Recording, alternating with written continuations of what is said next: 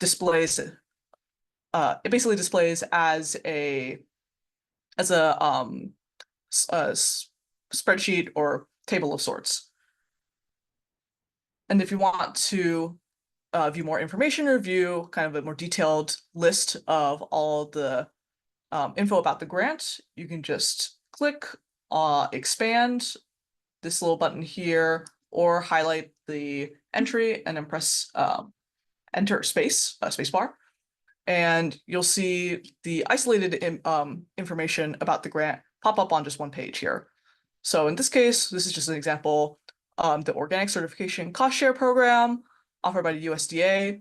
So it'll of course describe the specific eligible uses for the funding. In this case, it's just for organic certification, organic transition.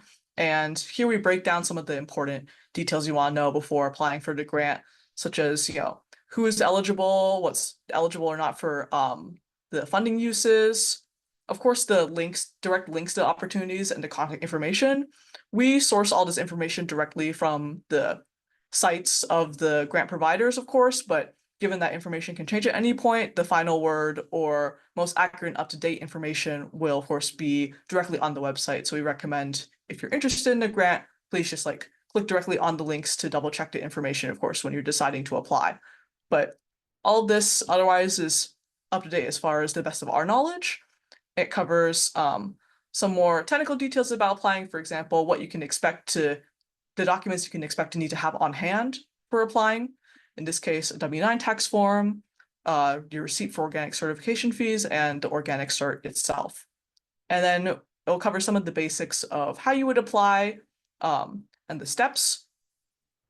Where you can, we also try to fill in some more advanced information, such as how long you can expect to receive the funds or get the funds dispersed from the grant, how quickly funds expire, if the funds do expire, and some of the after funding reporting requirements as well, and any additional information or limited locations that the grant applies to, and so on.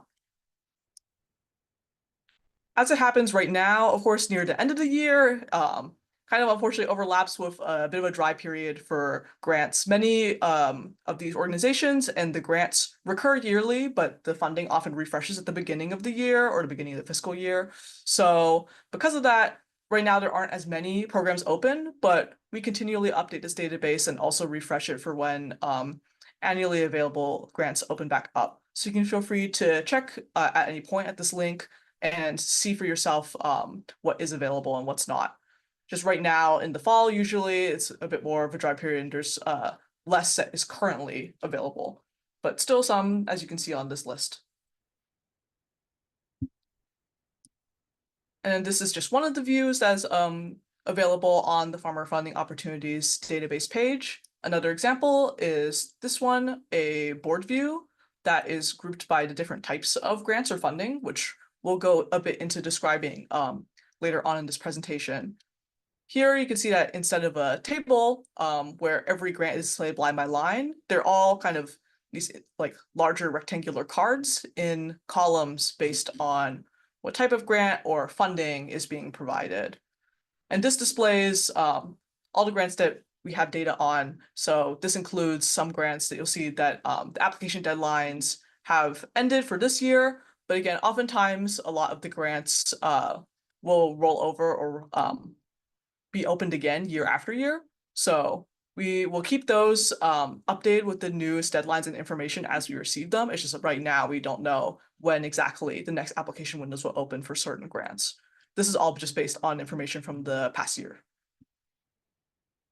And again, you would just click on or tap on, if you're on a mobile device, the card or information in question to expand your view of the grant and see, in this case, you have a much broader grant, which has a lot more fundable activities or fundable uses of funding that you can get from it.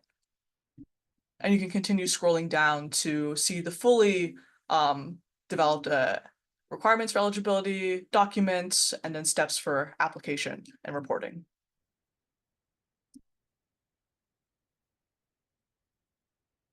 And then last but not least, there's also the third view, which displays the funding activities or fundable activities for each of the grants at the far left of the screen.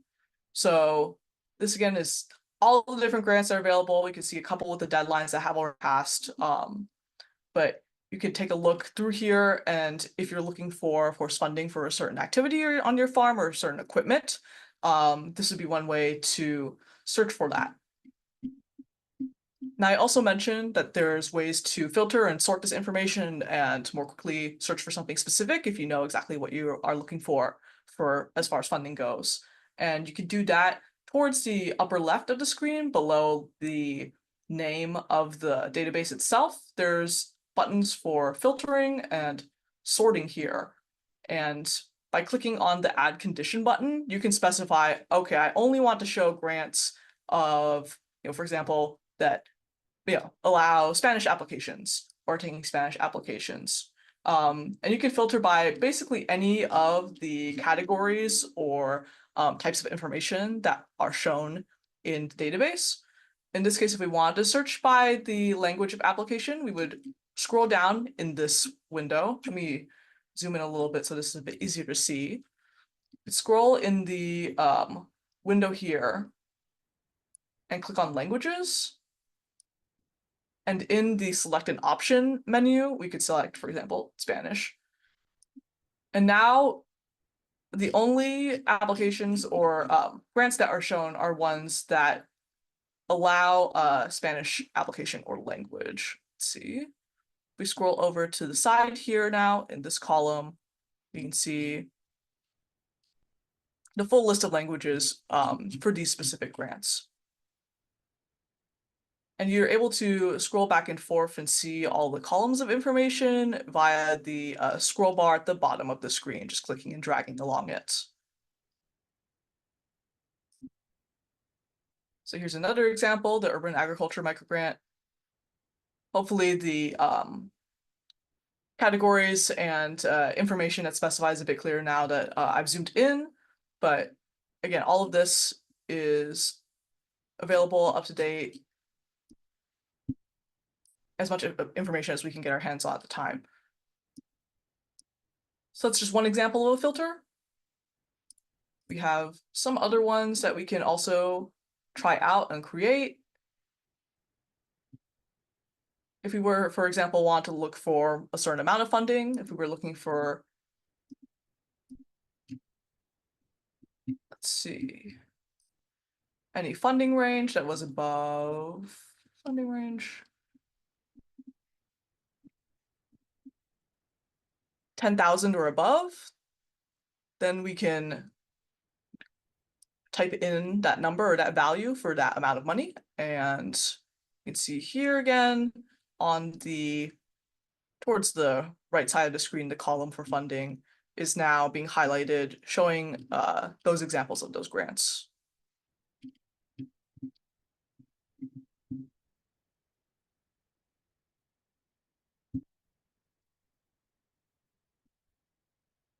So that covers the general introduction to the funding database and like how the tech actually works. But I want to get a bit more into the side of applications and what to do with this information, of course. So just prefacing this by saying that I am not a grant writer myself, although I help with collecting and all the database information and maintaining the grant info in this funding database. This is more of like a general overview for folks who are newer to grant applications and want to know how to best select what they can apply to with their limited time. And I'll also cover some information later on about technical assistance providers and those who might be available to help out with grant writing, and then also securing some of the technical information that these grants may ask of you as well. The first and most important thing, of course, is just to know in advance what you want funded, how and when do you want it funded, and why you want that funding. In this case, I'll break down each of these points line by line.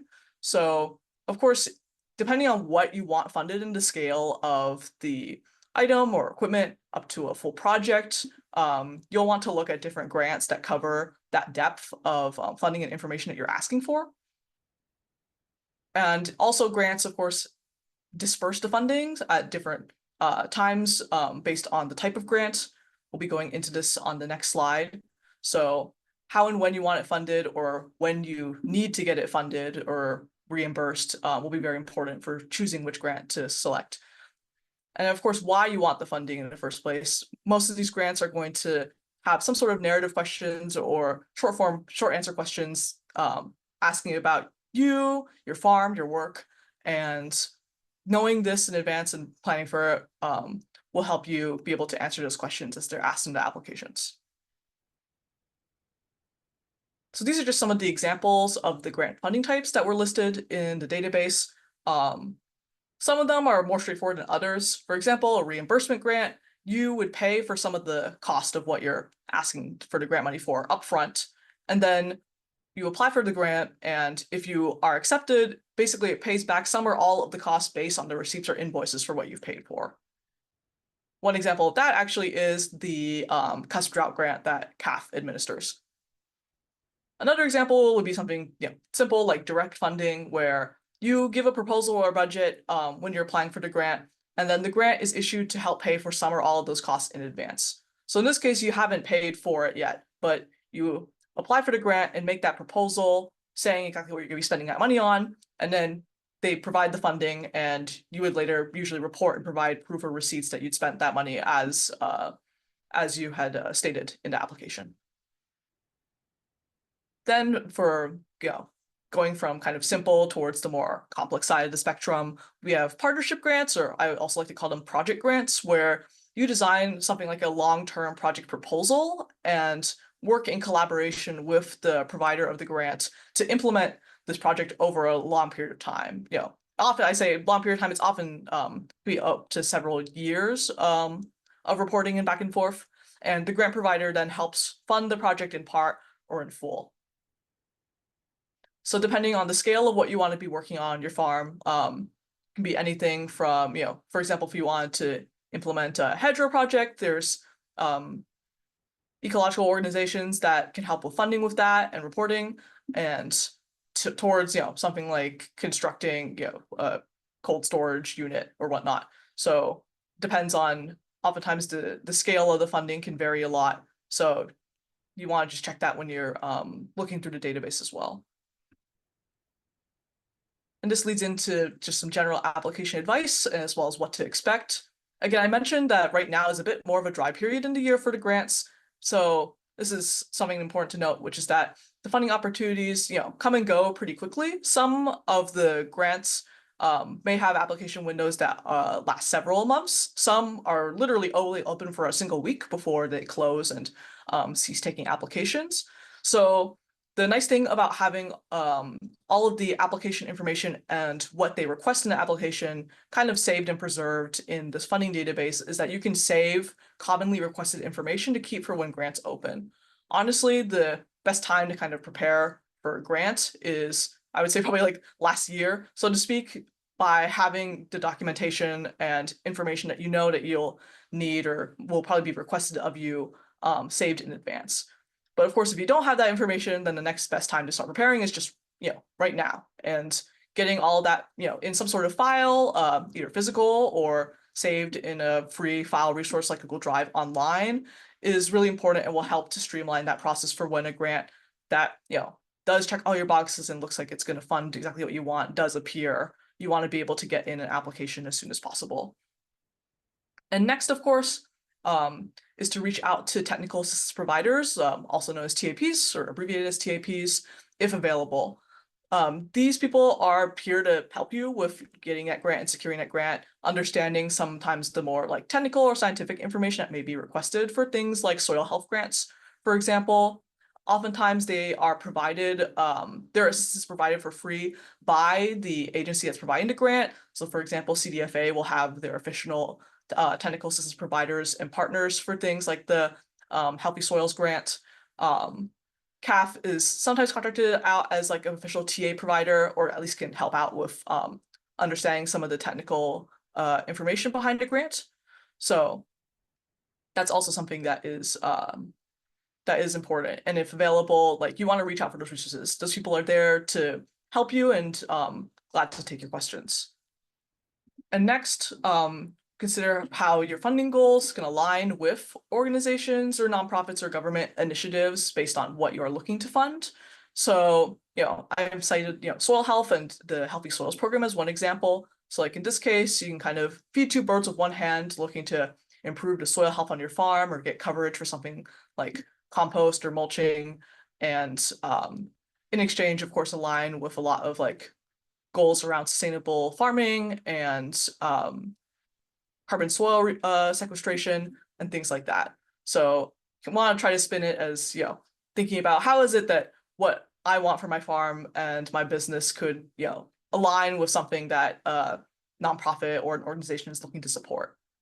And that being said, with that caveat, federal level funding like USDA funding is going to generally be much harder to obtain and implement than locally funded level grant. So that's just something to keep in mind as far as your expectations. And last but not least on this list, remember that most grants are going to have some sort of post-grant reporting requirement that if you do successfully receive the funding or are accepted for the grant, oftentimes they will want follow-up about how the funding is being used. That'll usually be detailed on their website, or if it's not listed in the grant information, you can always probably email the provider of the grant or their info line to ask in case. It's good to just be prepared for the fact that there will be follow-up work and information to come that's requested from the grantors that doesn't just end with you being given the paycheck, so to speak. Also, I see a question in the chat. Are there alerts or flags on the database for grant applications that are closing soon? It does not give you a direct alert per se, but that's something that's what I use the opportunities currently open view for, just to be able to quite quickly scan and see whether or not there are opportunities that are closing. So that's something that is also kind of difficult, that there isn't like built-in ability across these grants to like be easily reminded of what's coming on the market and what's closing. We try to provide information about important opportunities in our newsletter, CAFF's newsletter, but it is kind of the onus is on you to be able to, like, I would say, regularly check that if possible. We just try to make it as easy as possible to display all that information and quickly see what's happening in the granting world. And then for some more direct guidance and information about TA providers, we've also been informed by the Marin SBDC, or Small Business Development Center, that they can provide assistance with grant information and how to complete a grant application, or just understand what's going on with a grant in the first place. So if you see a grant that seems interesting, but there might be some intimidating reporting requirements or just information that you want to know more about before you fully get into it and try to apply, you can reach out to a SBDC at no cost. And the link there is for the NorCal SBDC site to find your local development center, or you can contact the director of the Marin SBDC, Miriam Carroll, and she can make sure that you're connected to the appropriate resources as well. So feel free to take advantage of that help. And next, me and my colleague Arabelle at CAFF will be going over some of the resources we're providing, which is the cost drop grant. That's one example, a little reimbursement grant. So I'll leave it to her to do some explanation about what we're offering and the grant itself, which closes on October 15th. Thanks, Elliot. Yeah, so I'm here representing CAFF as well. And as Elliot's mentioning, this is kind of a weird time to be talking about grants just because there's not a ton of grants open.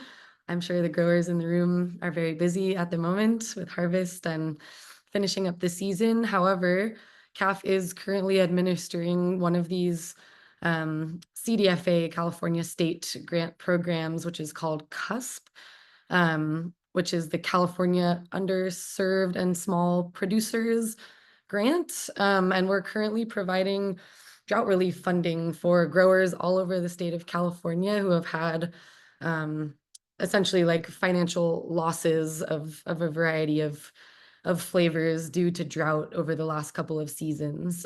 So for growers in this area, I am assuming that folks have been experiencing their worst drought losses back in the 2021 and 2022 growing seasons. So this is a cool program because it's reimbursement based, as Elliot was saying. So rather than, creating a project and having to implement this project and report and submit reimbursement requests, which is how a lot of these grants work. If you apply and get selected for an award, CAFF sends you the money, and that is sort of the end of the story. So there are two different kinds of eligible expenses under CUSP. The first being sort of unexpected emergency expenses due to drought. So, maybe you had to lower a well or drill a new well or install new irrigation infrastructure, or you decided in 2021 to switch your whole farm onto drip instead of overhead. Those are all considered unexpected expenses incurred due to drought. And in the application, you'll have an opportunity to submit receipts or other forms of documentation that demonstrate those expenses, and CAFF will reimburse for those costs.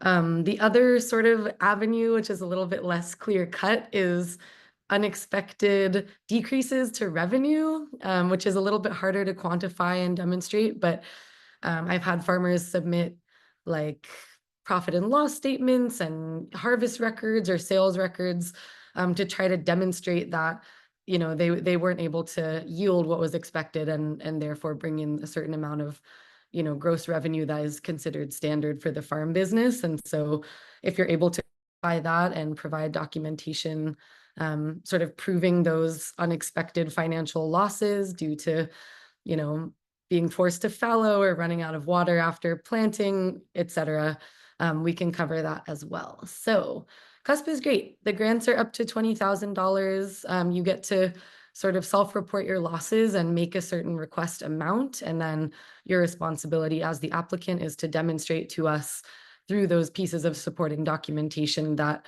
what you're claiming happened, and we have some way of verifying that in order to give you the funds.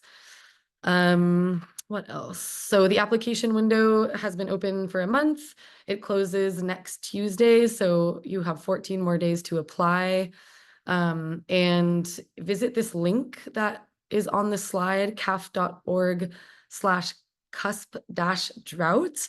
And there's going to be a big orange, apply here button on the webpage, which will take you to CAF's online grant administration platform. So you'll make an account within that system, and then it'll take you through a short eligibility quiz to ensure that you're meeting some of these eligibility criteria for the program.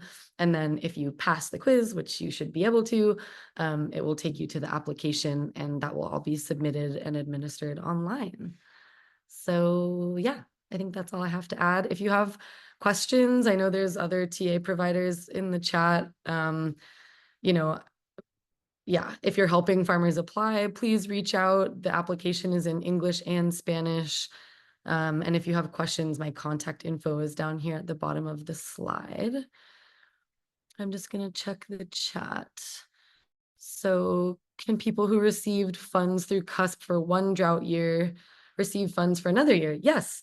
The only barrier there is that you can only receive up to 20 grand of CUSP funding within a 12-month period. So for example, if someone applied back in 2021 and received funding, and now they're applying again for 2023, we should be able to fund that, no problem. So it's just capped at 20 grand per year. So yeah, thanks for giving me a second to talk about CUSP. Please apply and contact me with any other questions. Thanks a lot, Arabelle. Also, just taking a look at the next question in the chat. Thank you, Vince. Yeah, CCOF's Brickmont Hardship Program, I believe, is also CUSP-based. So they also state on the site, if you're looking at any program that is CUSP-based, they should disclose that on their website, and CCOF does. So that funding is also through CUSP. So that's something else to keep in mind. You can apply to both programs. It's just that you will be able to, the funds provided will max out at 20K across both programs. So say if you were to be able to be awarded through Brickmont Hardship Fund and this CUSP drought grant, it would match up to add up to like 20K total. So you could get like 10K from CCOF and 10K via us, but no more than $20,000 for that 12-month period, as Arabelle stated. And then last, I'll just leave you with here's a slide of some of the additional resources that CAFF provides. Again, it's not just all about funding, but many other types of help that our program staff provides throughout the state. We have a jobs board where you can list any open farm job you have for free at our website, caff.org/post-a-job. And our staff also helps out in a variety of different departments or areas. You can help out with obtaining organic certification, ecological pest management strategies, getting into direct-to-sales institutions like farm to school, food safety compliance, e-commerce and marketing, learning more about online marketing, all other technical assistance needs. Basically, there'll probably be one person on staff at least who can help you out or direct you to someone who has the information you're looking for. So again, that's just through caff.org for the site. And thanks so much for coming and being here to learn more about the database and about grants. Feel free to ask any additional questions via the chat, or if you want to unmute and ask as well. And we also have a survey that we'll be posting in the chat to provide feedback about this webinar, just to help improve our programming over time. Again, really appreciate you taking time out of your busy day to stop by, and I hope that this was helpful and that you can get some use out of the grant database in the future.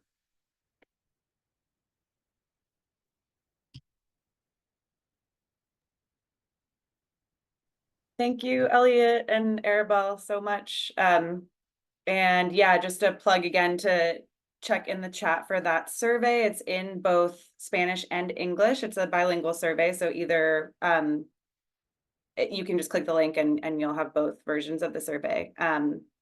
And also really quickly, also wanted to ask, I don't know if you said this, Arabelle, but is that funding it's going to be open yearly, or it's just for this year? Yeah, there's a lot going on with CUSP at the moment at CDFA. But for the time being, this is drought-specific funding that will just be happening through the end of 2024. And then we're still waiting to hear back on some updates to like creating a CUSP climate extremes program, which might be available for 2025. But CAFF will be continuing to implement different rounds of funding, different iterations. We just don't quite know yet what will be covered. But thanks for that question.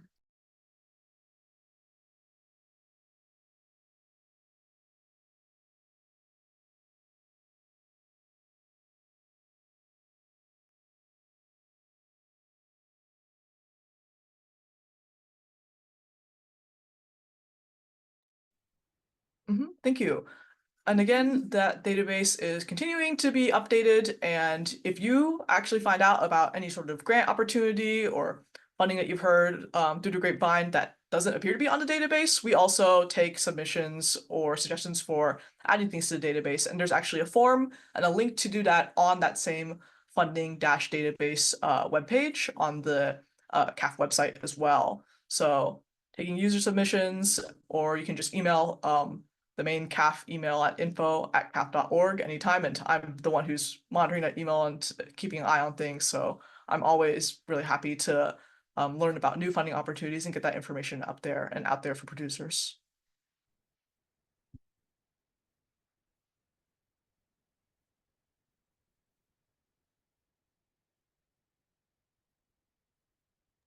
Also, for folks who are still here and listening, I know Elliot mentioned this, but there are free TA services to help with these grants, and also we have like a set number of hours that CAFF has been gracious enough to give us to help folks with this process. Any part of it, if you specifically need help with the CUSP grant or navigating the database, just please feel free to use these resources and reach out to either Miriam at SBDC for the TA assistance on actually filling out those grants, or to CAFF for questions about funding opportunities.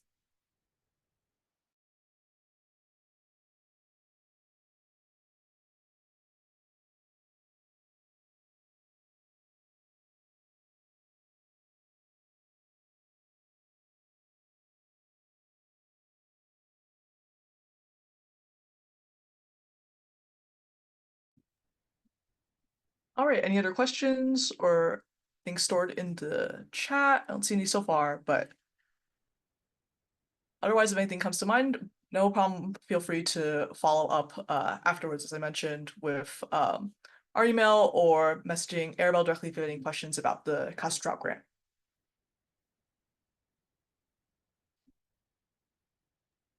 Thank you guys so much. Mhm. And thank you, Arendita, for doing the interpretation.